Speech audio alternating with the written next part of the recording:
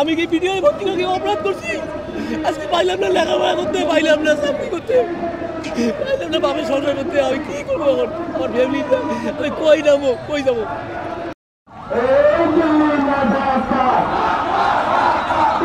আলিয়া মাদ্রাসা এটা একটা পবিত্র স্থান যেখানে আমরা শিক্ষা গ্রহণ করি। এটা কখনো আদালত হতে পারে না। বিচার কার্যক্রম করার জন্য একটা আলাদা জায়গা আছে।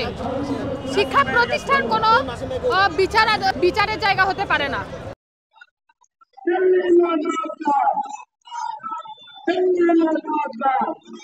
আচ্ছা, আমি একটা জিনিস বলি কি, যে আদালতে এতদিন কোনো সময় আগুন ধরলো না, সেই আদালতে আজকে হঠাৎ করে আগুন ধরবে, মানে এটা যদি গতকালকে রাতে ঘটনা হতো তাহলে কিন্তু আমরা বলতে পারতাম যে এটা কোনো ষড়যন্ত্র ছাড়াই আগুন, যেমন সচিবালয় করছে। এই সচিবালয় আগুনটাকে কিন্তু ভিন্ন খাতে প্রবাহিত করা হচ্ছে।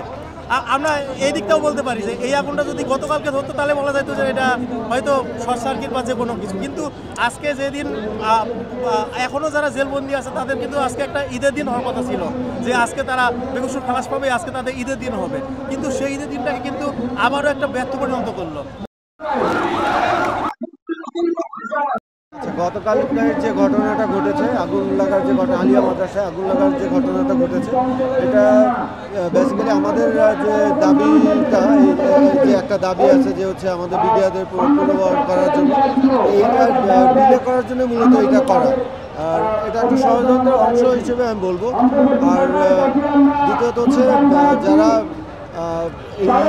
নিয়ে মানে এই বিচার কার্য নিয়ে যারা এখনো গড়িমসি করতেছে, মানে এটা কেন করতেছে আমি বলতে পারতেছি না। কিন্তু আসলে এই এত বড় বাংলাদেশে ঘটে যাওয়া এত বড় একটা সেন্সিটিভ কেস নিয়ে যদি গড়িমসি করা হয়, তাহলে আমরা আসলে বাংলাদেশে আসি কিসের জন্য?